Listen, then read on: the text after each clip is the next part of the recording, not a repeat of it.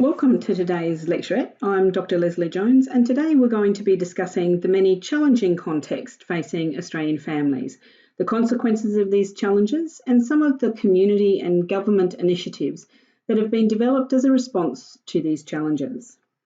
As we discuss the challenges faced by families and the consequences that research is highlighting from these challenges, I do ask that you remember from our previous lecturettes that statistics and data are an aggregated and therefore generalised result. Many families living and raising their children in challenging contexts do not suffer poor outcomes or harsh lives.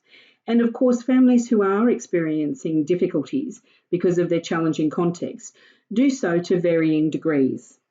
To assume a homogenous view of families living in challenging contexts is to begin to form stereotypes that are unacceptable and unhelpful. Rather, this information should assist in building professional awareness of the contextual differences in the families you may encounter in order to better support their children and their family unit. The first challenging contexts that are those relevant to structure and to culture. In earlier lecturettes, we spoke about the overall functioning of a family being a stronger determinant on child outcomes than structure alone. And while this is true, single-parent families do face some specific challenges that can have a negative impact on child outcomes. Many single families function well and cope with life as a single-parent family extremely well. However, it is also true that this family structure is overrepresented in the data relevant to financial stress and instability, homelessness, and mental health issues.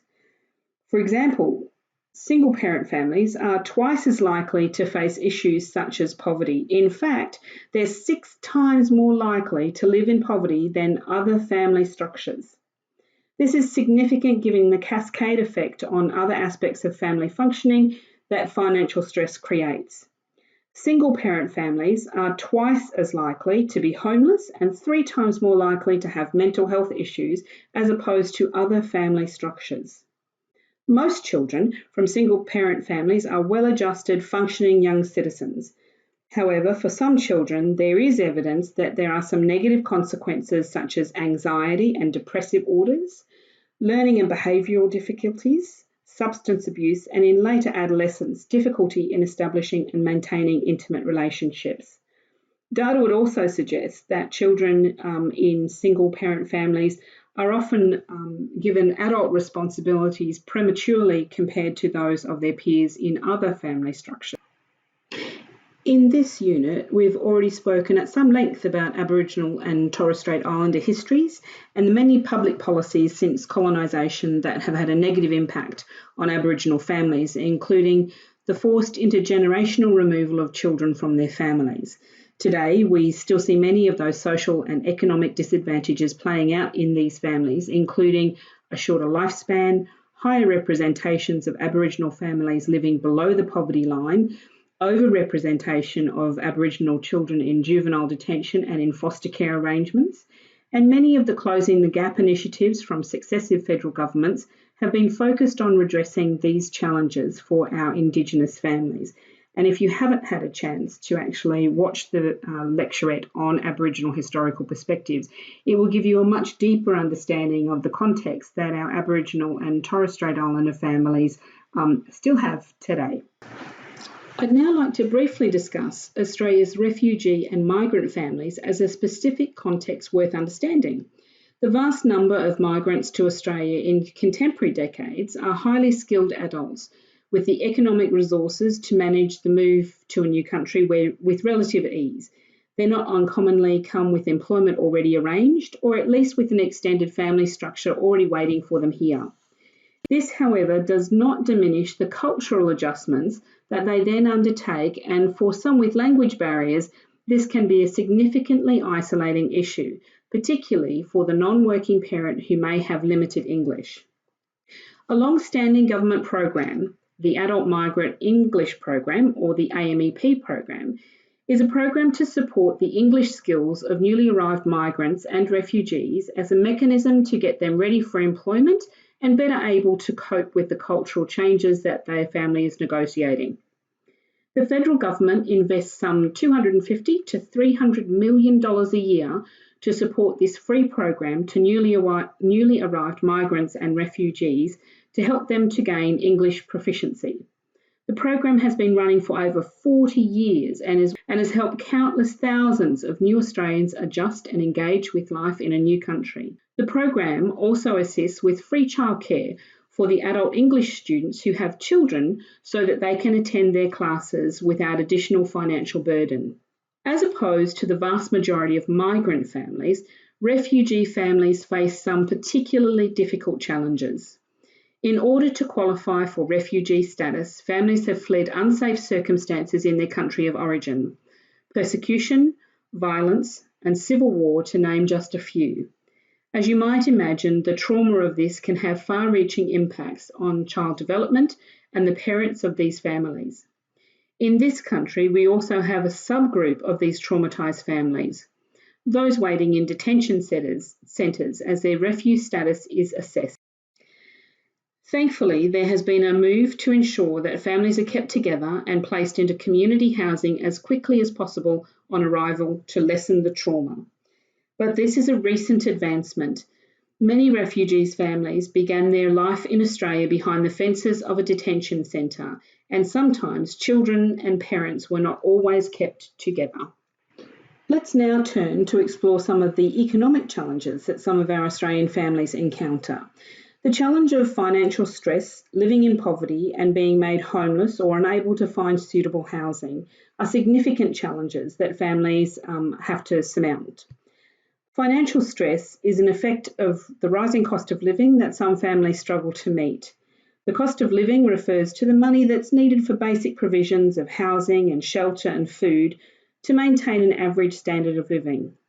These basic staples for some families are difficult to manage, and often families are seen either juggling payments around, defaulting on paying bills, or increasing their level of debt to manage these necessities, and charities such as the Wesley Mission have made the call that they are seeing more and more families of middle income bracket suffering financial stress that has been historically found more commonly in lower income families.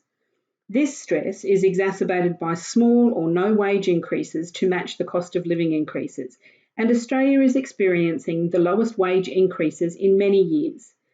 This should give us pause to consider the increasing impact on families as the conditions of increasing costs of living and almost stagnant wage increases are likely to continue. The Fair Work Ombudsman Office has published a national minimum wage of $18.93 an hour. Consider what this means for parents trying to raise a family on just $719 a week before tax.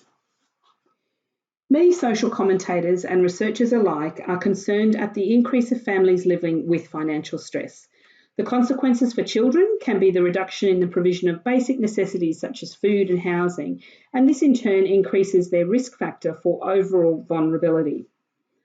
Apart from the stress of providing the basics, families under financial stress often find it impossible to provide anything but the basics for their children. So there is a social impact as well. Children have less access to material goods and services that their peers may have, such as toys, IT equipment, school excursions, etc. For some children, this will be quite a negative impact. Of course, as we've now discussed in earlier lecturettes, risk factors are also mitigated by protective factors, and these include the resilience and nurturing environment that the child has access to in the home and in childcare and in schools. In this country, people with mental health issues, disabilities, or who are Indigenous are more likely to live below the poverty line than other adults. The impact of poverty is profound and has a propensity to be intergenerational. The impact of poverty on children is an amplification of all of the impacts felt through financial stress. People living in poverty are at serious risk, and many Australian charities' core remit is to ensure that there is sufficient safety nets, social and community programs available to meet their needs.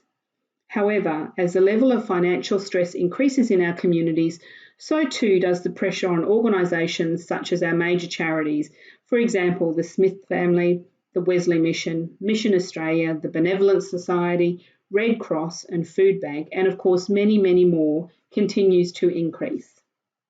Homelessness is an increasingly concerning context that a growing number of Australian families are encountering. As financial stress and poverty increases, families' ability to find suitable housing can be a significant challenge.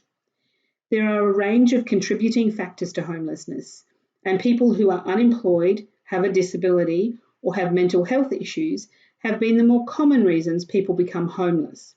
However, family and domestic violence is the leading cause for families becoming homeless. Children living in these circumstances not only have the financial implications, but the social and emotional impact of being homeless to avoid a violent situation.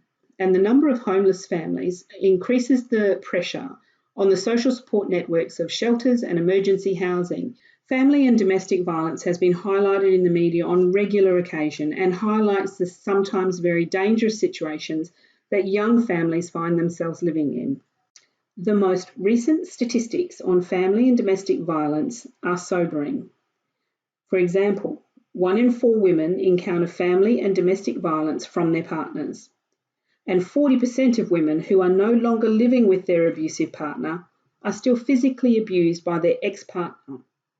And the Australian police deal with a domestic and family violence issue every 2 minutes.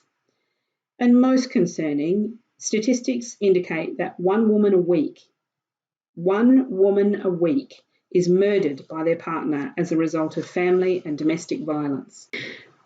Geographic isolation and social isolation have detrimental impacts on families and on children. It goes without saying that Australia is a vast country and the distances between some of our communities and cities is significant. Did you know that more than 70% of Australia's population live in our major cities?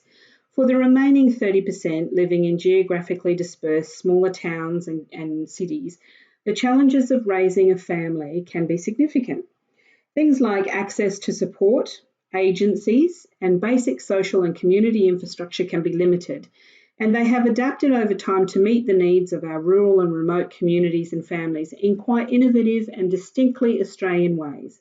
For example, the RAFD, the Royal Australian Flying Doctors Service, and the Australian School of the Air are world-renowned for their innovation in getting health and education services to our most remote communities.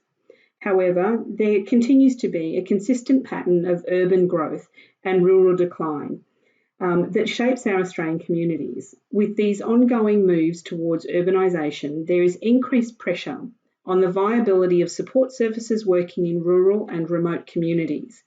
They have a growing dependency on government funds to keep their programs up and running. While conversely, the urban growth and renewal in and around our largest cities is placing growing pressure on the social services and infrastructure available in these environments because of the rapid growth and the stretch to those smaller service providers. Camberis and McMahon make the point in your text that isolation is not firewalled to rural and remote communities. Even in densely populated communities, people can be socially isolated.